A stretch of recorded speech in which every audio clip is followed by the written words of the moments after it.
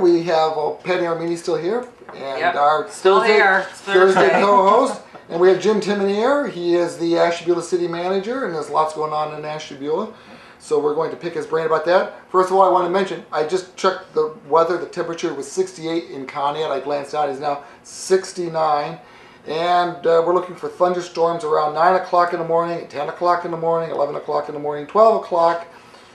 And then at 1 o'clock we have scattered thunderstorms. I'm not sure the difference between thunderstorms and scattered thunderstorms. And at 3 o'clock we have rain and thunder. And I just always thought kind of rain already went together with thunder. But so it's going to be kind of wet out there. If you don't like mowing your lawn, this is a good... By 10 o'clock it should stop raining. The thunderstorm should be ending around 3 o'clock or so, and then we will just have rain, rain, rain. Saturday, like I said, yesterday we said we weren't going to have any rain, but now we're looking at a 40% chance of rain on Friday, or on Saturday. Friday only a 10% chance. So, well, you know, it all depends. That percentage can be south. It doesn't have to be north. That's right. That's right. You know, and a lot of the storms are scooting around us and going south. So we'll just keep that lake breeze blowing and keep those clouds blowing south, and we got it made. And because we have the city manager of Ashtabula, I would like to announce that it is 70 degrees in Ashtabula. See, be always upping us one. That's right. trying to be up by one. Yep. As long as it's not snow, we're okay. You can up us there. What we just came off of, I'll take rain. Yeah. Not too much more, but we'll take it for now. Okay, so one of the big things is recycling in Ashtabula, which is important, which is, I would think the people of Conneaut would be envious. I am. Yeah. Like we were saying off air, my wife goes to Ashtabula to do her recycling now. Yeah. We've been working on this grant for a while now, and actually the EPA has kind of mandated that the Ashtabula County Solid Waste District offer up to 90% recycling curbside within the whole entire county. Now, because during that program they can't mandate the individual cities like Conneaut or like the city of Ashtabula to do so, we want to play ball though. You know, they can mandate it towards the county. So we went out and applied for this grant the first time. I kind of jumped the gun the first time, and we didn't submit the greatest of grants, but we wanted to get ahead of things and do our planning, because yes, we did get $200,000 from the group to do curbside recycling, but we have to put $200,000 into it as our match to provide that. So what we're going to do with the grant, the residents on our Monday pickup and our Friday pickup, which is basically Ward 1 and Ward 2, which pretty much consists of about 50% of the community, we're going to provide one garbage bin and one bin for recycling. And to start off, we'll probably do, from what everybody is telling us, we'll pick up recycling every other week. The garbage will still maintain every week.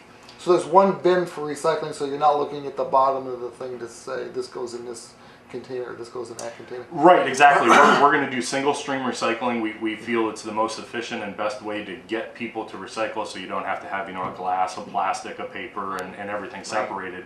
And we're also going to work with the Solid Waste District for the recycling building that we have at our transfer station on West 24th Street. We're going to look at contracting that building out to a company that does single stream recycling, so that when we pick up that curbside, or other haulers that are in the area do curbside, they can actually deposit it there without having to drive to Akron or wherever the closest sort facility is. They will be able to bundle it, do whatever they need to do, and get it off to the place that they need to. So it'll save logistically for us being, you know, right in the center there. So we're working with them to put that bid package out there to see what we get. But the other trend that we're trying to work to is to be more efficient within our sanitation department. That's some people may not know that Ashtabula does have its own. Yes, we do. Trash hauling service. Yeah, and people pay a monthly fee for that. Pay a monthly fee of right around $15, and then you add in a fuel charge. So and we hear it all over the county, you know, with different haulers and the prices they charge. We've been able to keep that price at $15 for a long time, and we've been able to sustain that department due to that. Can an outside hauler come into Ashtabula, or if you live in the city of Ashtabula, you have to have that service? That's correct. If you live Okay. in the city, you have to have that service. Now, on the commercial end of it, containers and things like that, we do provide containers to some businesses, and we're very competitive there. But other haulers can pick up commercial as well. Some of them are just way too big for our operation to handle. So other haulers are able to do that. Okay. But to become more efficient, and we've seen it, throughout Ohio and actually throughout the country, you see a lot of these automated loaders that companies are going to with the sidearms, and we've seen studies where it's reduced workers' comp injuries and injuries to our guys. Unfortunately, over the years and many years, the city has replaced quite a few shoulders and knees from guys throwing those big cans and everything like that. So along with this grant, we're going to modify the current trucks we have to put what they call flippers on the back of them. So our guys will be able to wheel those containers right up to it, it'll dump it and do everything for them. So we're going to become a lot more efficient there. And then as these trucks get phased out, we'll go to the automated trucks. What that'll allow us to do, the fear has always been, well, now you're going to lay everybody off, you're only going to need a certain amount of people. The income that comes into that department is going to remain the same. So now I'm going to be able to take that workforce and send them to Walnut Beach to do cleanups more often, send them to our parks, the sides of the roads. Unfortunately, what we've seen, because some people may only have 1 or 2 bags a week, 2 weeks, they don't want to pay those companies $50, $60 a month. And unfortunately, we're seeing a lot of these bags dumped on our roadsides. So our guys are, having to go out and pick up a lot of that stuff, and hopefully we can start catching some of these people and holding them accountable for that. But we're anything that we can do to help keep the city clean. I know it's been an issue over a lot of years. And of course, with the amount of rentals that we have, there's a lot of garbage being put on the curbside. So we feel by going to the recycling, we're going to reduce our landfill costs, which is going to keep money in that department for staffing and for equipment, and to expand this curbside recycling program. And then as we show that this works for these 2 wards that we're doing, we're going to expand it to the entire city after that. So we're really excited about that program. It's very easy to do. It is. It is. Yeah. People are like, I don't want to do. It is so easy to recycle. There's just Especially when you remember only got your the one basics. bin for it. Right. Yeah, and you are amazed at how much garbage you don't have. Right. If you put your papers in your glass bottles and your certain plastics, and there's certain things you're not going to recycle. But wow, some weeks I have 1 bag of garbage, but my recycle bin is full. It's just it's. When you're talking about wonderful also thing. this is good for the earth. Oh, absolutely. And Absolutely. the fact that because all that waste sitting there. Oh, when you think about it, especially with the boom we've had down in the harbor now with the restaurants and the bar industry, the amount of glass from bottles, I mean, not only is that weight, but it takes up so much room. So now being able to, we're going to try to work on some commercial programs to even just recycle glass. And there are companies that'll pay a pretty penny. All we have to do is collect it, and then we get paid for when they dispose of it. So those are all things that we're really excited about, and the funding will be available in July. It's going to be a long process actually getting these bins out to the, doing a bid for them, getting the bins out to the residents and everything. So we're hoping end of the year, maybe even next year, before we put the whole plan in place. This is for the 2 wards. That's correct, yeah. So, and then we have, I believe, a 2-year period to actually spend down the funds for this grant. So yeah, we're looking forward to it. Are you going to have something on your website that says this is what you Absolutely. recycle? Yeah, there's going to be a lot of literature going out. The Solid Waste District is going to assist us with that. We did put that as a note into the grant that they'll be assisting us. But yeah, it's important to the county, and we wanted to obviously work with the county. We're all in the same boat here. How Ashtabula goes is how Conneaut goes, is how Geneva goes, and the rest of the county. So it's time that the city start working together with a lot of people, and that's kind of been my focus the last 2 years. The city of Geneva also is recycling, but it's because they have a private contractor, but it's a one contractor for the city. Correct.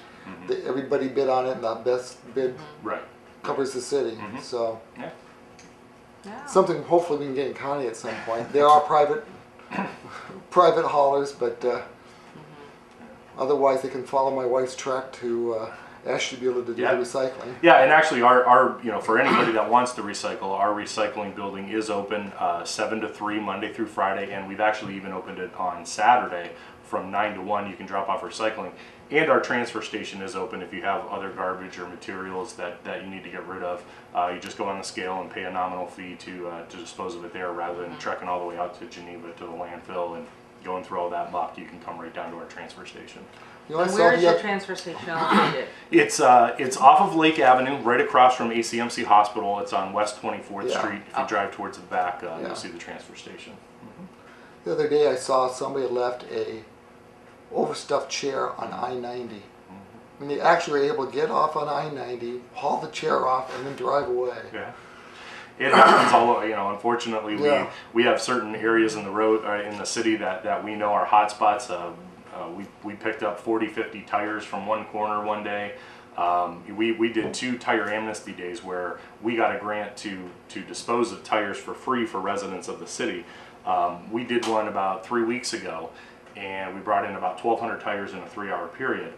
We did it again 2 weeks after that. For the same 3-hour period, we brought over 2,300 tires in. So I don't know if people are growing these tires in their backyard or what they're doing, but Amazing. that all works into helping clean up the city and give people an option to get rid of them. If you usually try to dispose of tires, it's anywhere between $2 and $5 to do that. Right. So we provided up to $10,000 worth of tire disposal over a 2-year period. Do you know if that company is still in Geneva that grinds up the tires and makes mulch out of them? Boy, I don't know.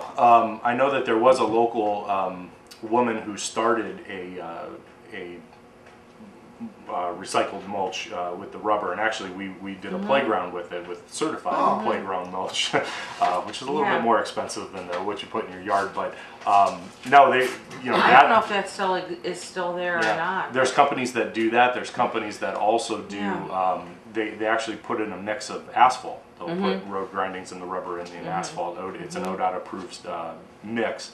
So there's a lot of. I mean, I couldn't believe the amount of tires that we bring in just in our little amazing. city. Yeah. So when you think about it and recycling them, it's all that stuff that doesn't go into the landfill that's going to sit around and pollute, and a good way to get this Make done. tree swings. Yeah. Mosquitoes, Dump 'em in the woods. breeds mosquitoes. Exactly. Oh yeah. Oh yeah. Other big things are coming on, and by a pretty good margin, the Ashtabula police levy passed. And I mentioned on the show, like the day after, that there is not, people will grouse about stuff, but there isn't like organized opposition and sending out definitely not flowers. To the police. Flyers in the mail and stuff, Yeah. vote against it, but it won by a lot. So you kind of buck the odds that it failed the first time. Yeah, it failed by a very, very close margin the first time, and that's why I did suggest to council that we put it back on for the second time. The first time we kind of rushed it out there. We didn't do the real grassroots that we needed to do. It said City of Ashtabula, it did not say Police Department. That's correct. Yeah, so we did go to bat with the Board of Elections to make sure that it was put in their tax levy for the police. And this levy we have, although the language we're regulated by the Ohio Revised Code of what the language has to say in the ballot language. So it did mention things like buildings and capital stuff, cars, equipment. But council and my administration we have committed to hiring 2 dispatchers and 5 officers. That is what we really need in the city of Ashtabula. And we got that message out there. We did some town hall meetings with the residents that were somewhat well attended. I wish more people came, but we did get good coverage on it. And the message did get out there. And I think the key to that message was, we have stabilized the city's budget. But in doing so, we have not replaced officers when they've retired in the police department for a long, long time. We have a minimum requirement of making sure that 3 officers are out on the road at any given time. And we just didn't feel like that was enough. So we pretty much gave our residents the choice. If you're happy with what's today, it's going to remain. But if you want to see more and you want to help us clean things up, here's a way to help us do it that we can't do through the regular budget that we have. And I'm very, very thankful to our residents that we got that passed. It's going to be a huge, huge difference to the operation of our police department. Yeah, there are times we've looked at the schedule. If nobody's on vacation and nobody calls off or something doesn't happen, nobody's injured, we could have 7 officers on the road at one time. On average, we'll probably have anywhere between 4 and 5. We have 4 different platoons that those 5 new officers will go on to. And hiring those 2 dispatchers will take an officer off the desk and back on. Because you're paying him for it as an officer. That's correct. Right now, back in the day when we had some people retiring and layoffs happened, the city made the decision to not replace dispatchers and just fill it with an officer on the desk. So although we kept the minimum on the road, it was an officer that's trained to do something totally different sitting behind a desk. So we'll get them out there. There'll be another officer on the road. So we're really, really excited about that. The funds will start rolling in the 2015 budget. We do have, and if anybody out there is interested in becoming a police officer, you need to pick up an application to take our civil service test by Friday. I believe it's the 23rd, and the test will be on a Saturday on the 31st. This is the first time in a long time, not only in our community but in a lot of communities, that we're actually going to be able to say we're hiring from this test. So we've actually reached out to other communities around us. We've reached out to the local NAACPs. We want to diversify our police force, and I can't just hire whoever I want when it comes to the police department. They have to pass the civil service test. They have to score high on it, and then go through our whole background checks and polygraphs and all the different things that they do. And then a recommendation is made to me from the civil service list, and we go through that list, usually the top 5, and do interviews and things like that. So we're really, really hopeful we get a lot of people out because we're going to be hiring. Mostly what you see on the news is everybody laying off their police forces. Right. And so that's why I said a nice change. We're very, very thankful that we got this passed. Yeah. And this is going to be a little bit more efficient too, because there was some flack about overtime. Yeah, And absolutely. which was kind of necessary because you had to have people out there, and Right. after Right. 40 hours or 8 hours a day, they required to give overtime. So yeah, and there was no doubt there was quite a bit of overtime spent, but those that came and attended those town hall meetings and listened to our explanation of it, there is overtime that we're never going to get rid of. It's training overtime, it's court overtime, all those different things that are built into running a police department. And then there is the scheduling overtime. This year when we did the 2014 schedule, before we did the budget process, there was only 18 days of scheduled overtime built into all 4 of our platoons. And that in no way, shape, or form constitutes hiring another officer, because you don't know where those 18 hours fall on those different platoons. Now, of course, that doesn't take into account sick time or injuries or anything like that, but in my philosophy of management, I can only budget for what I know. sure. So we were going out there saying, look, it still was cheaper for the city to pay the overtime.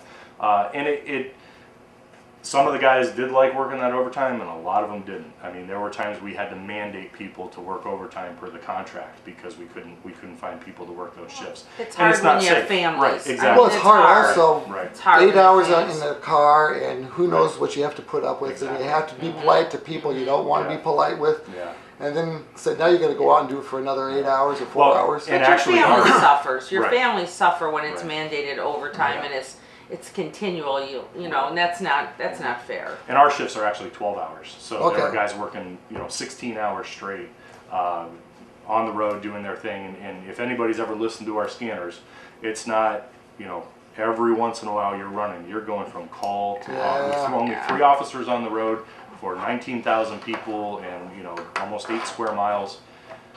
They're moving. Yeah. So, Absolutely. People of Ashtabula, behave yourselves. yes, please. Uh, Please. But we've kind of seen both directions of this. When the county went through the phase of having to lay off police officers and cutting the sheriff's budget, Yeah. and people were out there saying, we had a judge on the air saying arm yourself and you're not going to have police protection. Well, all of a sudden that criminal element is listening, and guess where they moved? They came into our county. Now we're out there saying, hey, look, we're going to have up to 7 officers on our road. Yes. Go to Pennsylvania. Go somewhere else to do your business. Leave us alone for a while. The border's right here. Yeah, Look out. okay. That's right. Don't make a wrong turn. I to didn't, leave. I didn't bring anybody with me Don't today, pull out so. and go right. Well, you did have some things. You had the Norman Avenue invasion, which was a terrible thing. It was. You had some druggies that. Yeah.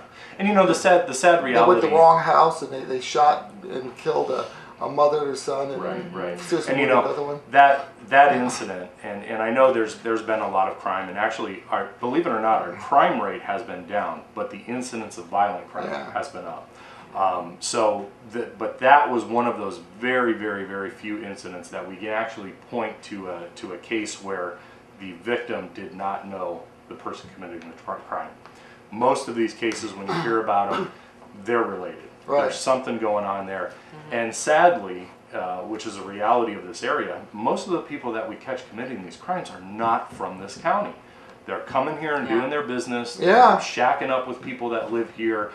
There are people here that provide the cover for them, but most of these people bringing this crap into our area are not from here. And you know, Cleveland, Youngstown, Pittsburgh, Chicago. We've linked some of these things across the country. And you know, that's a testament to our police force, the sheriff's police force, and all of the different agencies that we have partnered with.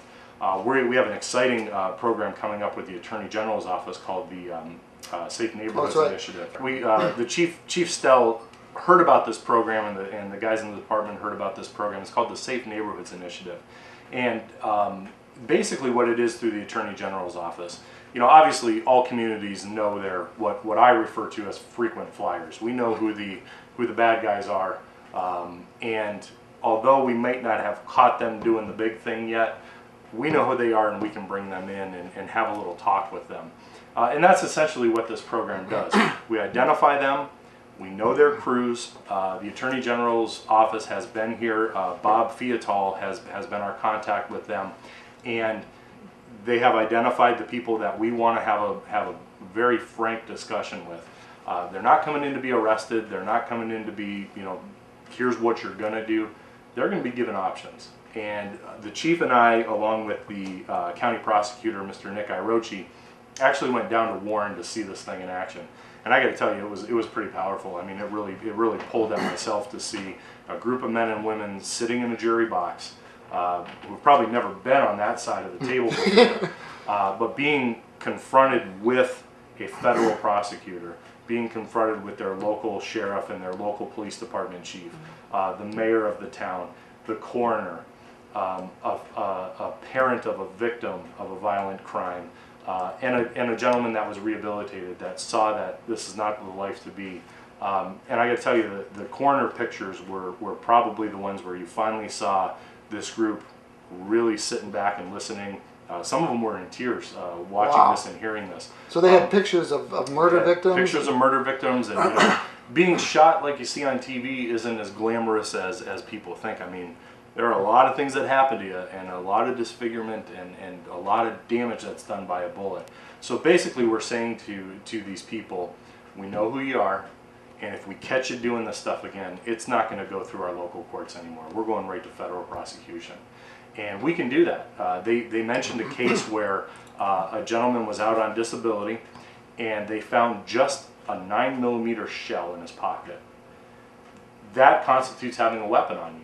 And he went to federal prison for 5 years for having a shell on it because it was through this program. So, and when you go to federal jail, you're not going down the road anymore. You're going 120, 130 miles away.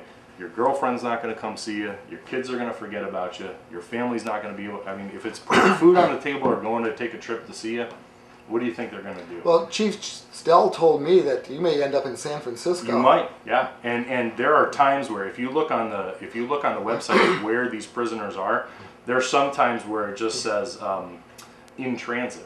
You may not know where they are, for where your family member is for a week, 2 weeks before somebody could update that website. So we are really excited to bring this program here. We're one of very few communities that this is rolled out in. But you know, after one of the homicides that we had, the chief reached out to the Attorney General, and they were reaching out to us at the same time while we were working on this case. And we came up and said, you know what, it's time to start this program here, and we're really excited to start it. I think our first session is going to be in July here. So we've identified the people that we want to get to and have this talk with. And we also provide, there are people, clergy there and people from the workforce development, that there is other options. You know, there So you're not just telling them to be bad, but here's how you can be good. Here's how you can be good, yeah. I mean, and there are options, whether you have a felony or whatever in your background, there are local companies that will take that chance on you to get you trained, just to get you out of that lifestyle. And it's a very, very, like I said, when I saw this program in Warren, it blew me away. So we're really excited to have it here. Oh, very good. And it's called? The Safe Neighborhoods Initiative. Okay, very good. Yeah. We were talking off air about, you're talking about drugs, is like 90% of the crime in the county is drugs. I wouldn't be surprised if that percentage is that high. You know, when you look at burglaries, they're doing Yeah. it because they're going to get drugs. Right. Or they're trading stuff for it, robberies, and then of course the homicides you see. I can't recall one that we didn't have that was over Right. that wasn't over drugs or some kind of transaction that went bad or somebody went on turf. So yeah, it's and because now heroin has moved into the area and it's so cheap. We used to have the big meth problem with the Right. single shake and bakes, but now heroin is a safer way to get your high and not safer to you physically, but that you won't have something blowing up in your hand. But it's cheap and it's here, and those are the people that we're narrowing down through all of the agencies around Northeast Ohio, where it's coming in at, who the players are, and those are the people that we're trying to stop coming to our community. And you know, it's not just the city of Ashtabula. It happens all over this county. Right. It happens in the best neighborhoods of Lake County. Right. You know, unfortunately, we're seeing overdoses in some very, very talented young people that have jobs and that have stability and have good families.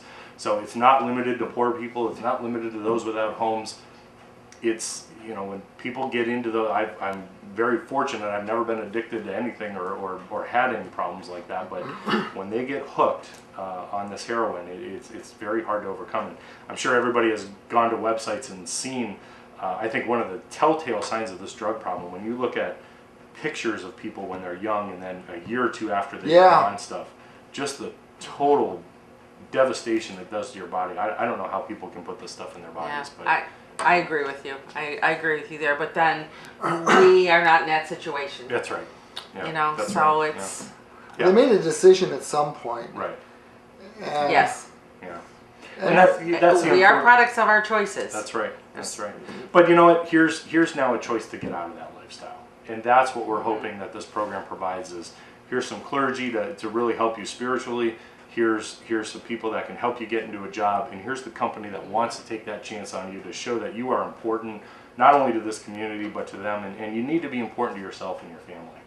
And the evidence, crime has gone down where this is taking place. Actually- this is a proven Yeah, actually in Akron, solution. I think Akron through the beginning of the year, their violent crime has decreased 80% just in the beginning of the year from running this program. So, you know, if we're going to sit you down and tell you, look, we know who you are, and you're there, and a federal prosecutor is saying, I know you, John Smith, you're going to go back and tell your buddies, hey, look, we need to calm it down, because not only am I going down, you're all going down with me. So that's really what we're hoping for. It's Interesting. Yeah. so Ashtabula is going to be recycling. They're going to get rid of their crooks, and I hope so. there'd be a nice sign with the Urban Myers sign. Well, a lot of positive. If you can Yes. change the negative and you can start moving the positive. You know, I always said to my kids, when you go to school and you know how to say please and thank you, and suddenly they're in the lunchroom and come home and they totally forget because I don't know what it is about the other side. You know, it's the positive. If you can go in and you can maintain that and keep that, then somebody else is going to copy you. And if they're going to copy the positive, that's good. And you know, around here there's so much negativity, so much negative attitude. If we can just change that, what, you know, this. So we were talking to Mark Winchell about today. Was when people come visit your area, be positive about it. Well, and you know, that's the one thing that I've, through my years at the Chamber of Commerce promoting this county and now as city manager, I love when I meet people that are in from out of town because they just glow about our area. Yeah, they and do. The You're unfortunate right. reality of this county is some people in this county, just because of their own means and their own financial situations, you know, maybe going to Geneva on the Lake is considered their vacation. They've never been out of the county Right. to experience what else is out there. And there are times where when I travel around that I look and go, God, I'm so fortunate to have what I have in the city. And there are times that I go, you know what, that will work in the city.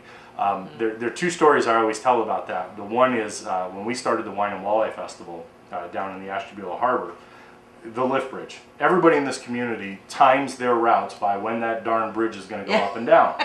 But during that festival, you had people that were not from here flocking to that thing, couldn't believe that a bridge like that was going And with up all the and down. lights and all. Right, all the lights and all, they're taking pictures of it and they're shooting video of it. But, and then you see the residents in the line waiting for the bridge, you know, stupid bridge. cursing about it. Right. I had that happen last week. My younger brother actually lives out in Nevada, and he lives around Lake Tahoe. And so I was out there visiting him a while back, and we were sitting on a pier overlooking the lake and the mountains and everything else. And there was probably about a half hour of silence between us. And I said, you know, how do you guys get anything done with this view out here? And he looked at me and he said, Jim, you go to Walnut Beach, you sit on the pier there, you have the same thing in your backyard. And you know what, it's right. We put those blinders on going our day to day, and we don't realize the beautiful assets that we have here in this county. The wine country, the covered bridges, the everything that we have here. And we do have to take pride in that. Yeah. Absolutely, 100%. Yeah. I was meeting with you a few weeks ago about Bridge Street. I'm still putting that together. But about the renaissance that's going on there, and it's looking very nice. And if you want to park down here, sometimes you have to park a little bit and then walk. But let's talk about that and the grant you had for Bridge Street. Yeah, we were very successful. We've mended a lot of fences in the state of Ohio and reaching out to a lot of organizations for help. You know, one of our philosophies is, you know, you can't do this alone, and somebody else has done this out there. So let's go get that experience and let's help move our community forward. Back, gosh, I think it's been almost 8 to 10 years now when the bridge went straight up, and it stayed up for a long time when ODOT was redoing it. That's when I was at the chamber at the time, and the groups in the harbor really came together and said, you know what, we have to figure out how to keep traffic coming down here for the time that this bridge is going to be out. And at that time, we had a lot of the local owners that were looking at some of the buildings owned by people out of town and saying, you know what, we're going to get that building, we're going to secure it, we're going to make it nice, and we're going to put people in there that we want to see on Bridge Street. They have done a tremendous job on Bridge Street, our local partners down there. And they've pretty much taken over that street. We have a lot of young entrepreneurs down there. I believe that the count after this summer is going to be 7 restaurants on Bridge Street. And when you look in the economic development world, 5 restaurants in one area constitutes a anchor at a mall, a major anchor at a mall. So we've got the business down there. We're definitely getting the traffic down there. So between all the work that they've done and all the planning that they've done, the city went out and got a grant. We were awarded a little over $750,000 to redo the north side of Hulbert Hill, which is a cobblestone Medina stone road now that's just in disrepair, and it needs to be replaced. So we're going to be re-bricking that road. We were able to secure $100,000 that we were able to give out in grants to local business owners to match a project that they were doing on their property. So in other words, if they needed a new roof, or they needed to update their infrastructure, or they wanted a new facade, and the program, what they were going to do was going to cost $20,000, the grant would supply $10,000. So we were able to give out those grants down there. And we're also putting in a public parking lot. One of the areas down there that is a nice area that people are parking on. It's not nice for the aesthetics and the look of it. We're actually going to do a parking lot down there as well. It's going to add anywhere between 50 and 60 spots to the harbor, which especially during the festival. Oh yeah, yeah, they definitely. Yeah, during the festivals. During the festivals, it's just loaded down there, and this will be a big shot in the arm for the parking there. Across the street from that, local developer is even putting up a new building. We're out of buildings now. I mean, it's just a wonderful, wonderful problem to have down there with parking and no more spaces, and a lot of people asking, how do I get in a storefront on Bridge Street? So, you know, we started that focus on Lower Bridge, and now it's expanding slowly and slowly up Bridge Street. You still have the wonderful Hill Mac at the top of the hill, Tony's Doghouse around the corner on Lake Avenue, Lakeway Restaurant. So, and that's not included in the 7 that we're going to have down in the harbor here. So we are really, really excited about what's going on. You got to see the new Renwick Meat Market that's going to be That's opening right. up here pretty soon. We had a young couple that came in from New York. Neither from Ashtabula. Never from Ashtabula. Their parents bought a home along the lake. They were here. They loved the building and said, I can either spend millions and millions of dollars opening a restaurant in New York, or I can spend what I can spend here. They are actually living upstairs. Right. They took old tile from the early 1900s off the floor and found somebody to recreate it, so they kept the aesthetic looks of the harbor. It's just a wonderful couple. They're doing it as they can. They started Right. in October. Right. It's been a long process for them, but from what I understand, they catered one of an art gala we had down there. Yeah, Did you attend yeah, that? a couple Fridays ago. Yeah, and they did catering for it, and I guess it was. I unfortunately couldn't make it, but I guess it went off really well. So I didn't make it, but I had talked to quite a few people that went, and they said that it was packed and it was wonderful. Yeah. So we're really looking forward to that. Yeah, we actually have Julian Schwartz's pictures up at the Conneaut Art Center right now, and she depicts Ashtabula Harbor buildings. Yeah. Oh, yeah. And it's just absolutely wonderful. They're rocking and rolling, those buildings are in her paintings. And it's wonderful. I mean, it's just a wonderful caricature of the life that those buildings are generating. And you know, the speaking of the art end of this, that's one piece that the city of Ashtabula has never really focused on. We have some extremely talented local artists. You have the Conneaut Art Center, you have the Ashtabula Art Center. At Lakeside High School, they have a beautiful auditorium that is not used as often as it should be. Pipe organ. With the beautiful pipe organ there. That now. is something else. Yeah, and you know, we on Main Avenue in Ashtabula, we are working hard now with a group to try to restore Shea's Theater, and we really do believe that is a possibility. I have no doubts about finding the funds to restore it. There are so many people interested in seeing that Shea's Theater back in what its glory is.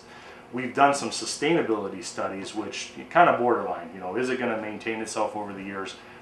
But if we get the local people out and support that, and we put some emphasis on the arts, I think it'll happen. We actually right now have in City Hall pictures from Lakeside students that were actually displayed in the Cleveland airport, at Hopkins Airport. And we wanted a way to showcase them around town. We had a resident come in and said, you know, this beautiful artwork is now going to be sitting somewhere. We invited them to put them up on our walls, so they're around City Hall, and we're gonna change those out with other people's artwork. So that arts culture, it's people with money, it's young entrepreneurs, and they can make a difference. And those are the people we're seeing make a difference in our area now, because where the focus before was you find your job and live there, the focus now for people coming out of college and the young, you know, millennials is, where do I want to live, and then I'll make my home from there. Right. So we need to make the community more. We need to now go back to we need to build it, and then they'll come. So that's the big emphasis that we put on Bridge Street and Main Avenue. The same grant that we got for Bridge Street in 2 years, we're hoping that Main Avenue is ready to apply for something like that and has the plan in place for it, and we'll move our efforts up to Main Avenue after that point. They want to see places where the restaurants, Right. where there is Nightlife, art, where there's art. theater, that sort of thing.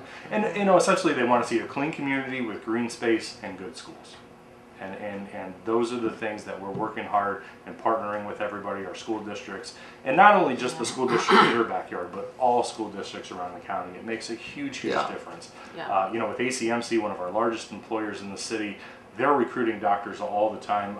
I was very humbled to be asked to be on the ACMC board. I was just appointed to their board, and to see the amount of recruiting that we're doing outside this country, not only within the country but outside this country, recruiting top doctors to come to the city of Ashtabula, to ACMC, and have their practice. It's amazing. And those are the people we need to invest in our communities, shop at our local shops, and you know, buy homes here and send their kids to school here. And they're looking for good schools for their children. They don't want to come to a community that doesn't have good schools and a good tie, you know, into that. So. Well, this is very impressive. You know, you talk about Lakeside, and you talk about, you know, even Pymatuming and the auditorium, and Geneva. And well, when you look at it through the of course I'm not going to remember, OFFC, the Ohio Facilities Commission, where they built all these schools. I believe the Buckeye District is the only district in the county that didn't get new facilities or remodeled facilities out of this. And Buckeye is still looking at doing that. So you're talking about an entire county with updated or new schools, and the technology that's in these schools compared to what it was, it's just mind-boggling. Right, It's right. mind-boggling. When I take people out to see our elementary campus or to see Lakeside High School and the junior high there, they think we're going to Kent State Ashtabula campus, because it's just such a wonderful positive thing for this area. And of course that was a fight in the beginning too, but just in the Ashtabula Area School District, that was $146 million invested in our area. Right. Yeah. Yeah, and I agree with you 100%. You know, you need to educate those kids, and that is what shows progressiveness in a community. And I know that a lot of people say, oh, it's not the building, it's the teachers. right. But education today is so, there's so much technology involved in it, and you know, let's face it, in a clean house you feel a lot better than in a dirty house. Sure do. And in a good school you feel a lot more excited to learn than when the walls are falling down and you It's dusty and dingy. right, and the windows narrow are hallway. drafty, Right, and right. you know, so it's all it's a whole package. It really is. But you know, even more than that, than the buildings and the mortar and the teachers, education starts at home. yes, And, absolutely. I've been fortunate and unfortunate. My mother's a teacher, my sister's a teacher, my wife's a teacher, all of our friends are teachers. Yeah. So I go to work in the summertime and they're still at home, which frustrates That's me. a but bummer, isn't it?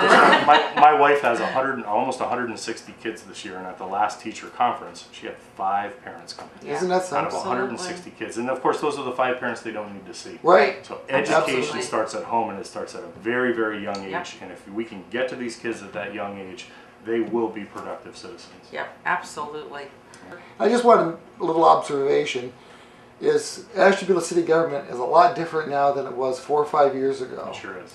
I mean, it was the problem then, not the solution. Yes, Would it you? was. I would agree, and you know, unfortunately, you just had some personalities that conflicted. And in a small town like ours, and a small town government where we all know each other, we can't have that. You know, there's definitely times where council doesn't agree with what I do, and there's times I don't agree with what council does, but we have a very constructive conversation about that, and we can disagree. We can agree to disagree. Right. And that's the way that it should be. And that has prevented the city from moving forward for so long. Right. I think probably the best compliment that we have all received since coming to office almost a little over 2.5 years ago now, your council meetings are boring and we never see you on the front page.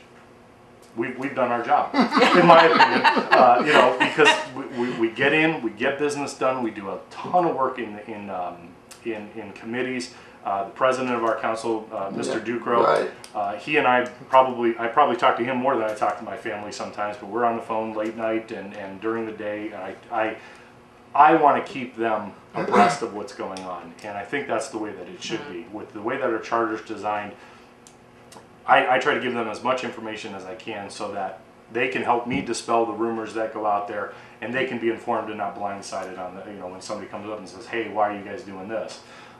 So that communication is probably the most important thing. When I ran, the 3 things I ran on were cooperation, collaboration, and communication. And I think we have really done that. We've moved everybody in our building upstairs. We had people scattered around between 3 floors. Now we're able to see what other departments are doing. We can lend a hand. We can help out. We can see the struggles that those departments are having, so we can look at staffing. We've reorganized departments. The auditor's office is now the finance department, and we've been able to save almost, we've streamlined it and saved about $60,000 in our budget by doing that. I've taken code enforcement, housing, economic development, planning and community development, engineering, and put it all into our planning and community development department. We've been able to shrink down the staff and become a much more efficient, because that whole department is talking to each other, and it's right next door to me, so I get accused. What's going on here? Yeah, I get accused of micromanaging a lot, so they yell at me for that. But it's so nice knowing what's going on. And then where the manager's office used to be, it was kind of isolated by itself. So it's like, you know, what's that guy doing? Well, now they can see what that guy's doing, and the people that come up and we talk to, and we can introduce them to the whole. You know, when we have businesses come in, we can show them, here's the clerk of council if you need this. Here's our auditor or finance department for your records. Here's planning and community development for your zoning permits and everything you need. And it's just been a wonderful collaboration that we've had going on. And we're seeing more looks at the city and more construction going on in the city than we've had in a long time. The new VA clinic that you were down for, that's right. $1 million project there. So things are not only in the city, but things are moving and shaking in the county. And that's, again, what we want to see. There were times where city leaders said, well, if you're not a fit for the city, we hope you go to Kentucky. If they're not a fit for the city, if they come in and say, I need 35 acres and I can't supply it, I'm going to send them to Growth Partnership. I'm going to send them to Ashtabula Township. I'm going to send them to Saybrook Township, because we know that if that job goes there, our residents, some of them are going to get hired. Right, absolutely. And it's just good for the whole community. It's why I stay involved with the unfortunate things that are happening with the mall. But I know that our residents work at the mall, and we need to have those jobs locally. So what is good for one is good for everybody, and I hope that philosophy stays long after I'm gone. One brief explanation: you are Ashtabula City Manager. Yes. But you are, unlike Connie and Geneva, you're elected. That's correct. So. Yeah. Our charter, we think, is the only one in the country that elects a city manager, and then the way that our charter is designed, council has pretty much the ultimate authority on budgeting and spending. So anything over 10 grand, I have to go to them for approval.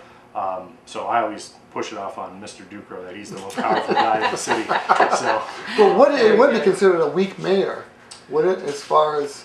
Well, from your civics class. Yeah, if you look at the mayoral type of system, my position kind of would be the elected mayor, and then your hired city manager. When the city used to have a service director, that would kind of be like the hired city manager. So, and again, as everybody has seen, when you have personalities that work and you have business-minded people and that are focused on improving the city, this charter works. But when you get people in with their own personal agendas and vendettas, right, like we've seen in the past, it doesn't work. Right. So, but I always have concerns even with the hired part, and we've seen it in all different parts of the country. You can still get that group into council that just doesn't like what's going on and wants to hire who they want, and it can be just as difficult there as it is being an elected city manager. So I don't know what the perfect solution is, and if I find it out, I'll be a millionaire. I will tell you what the perfect solution is. No way. No thank you. The perfect solution is for the people out there that are voting to look at the candidates. That's right. And if the candidate's talking about, let's continue to improve Bridge Street, let's continue to improve Main Avenue, if that's what it is, rather than I'm going to go after this guy, or we're going to, that sort of thing. Yep. And this is the first time in a long time, too, that we've had such a mix of Democrats and Republicans on our council. And but they're working together. We all work together. You know, what I've always told like people, Congress. Exactly. And what I've always told people is the main core issues of being a Democrat and a Republican, capital punishment, abortion, and all that. We're not deciding that at a city council meeting. So, right. I had this conversation with one person once. I am a Democrat, but when I was going door to door, and he was just so happy I was a Democrat and this and that. And I said, but I got to ask you, just to play devil's advocate, which one paves the road better? Which one manages a police department better? Which one? And what do you mean? I said, but that's what we're doing at this level. Yeah. Quite frankly, I don't think party politics needs to be involved at this low level of government. But we're making it work, and the way I hope people look at the way we're doing it in the city and model it, because we've come full circle from where we've been. Right. Yeah. Well, thank you for stopping in. Thank you for kept the you invite. for a while here. That's okay. Yeah, that's all right. It was very interesting.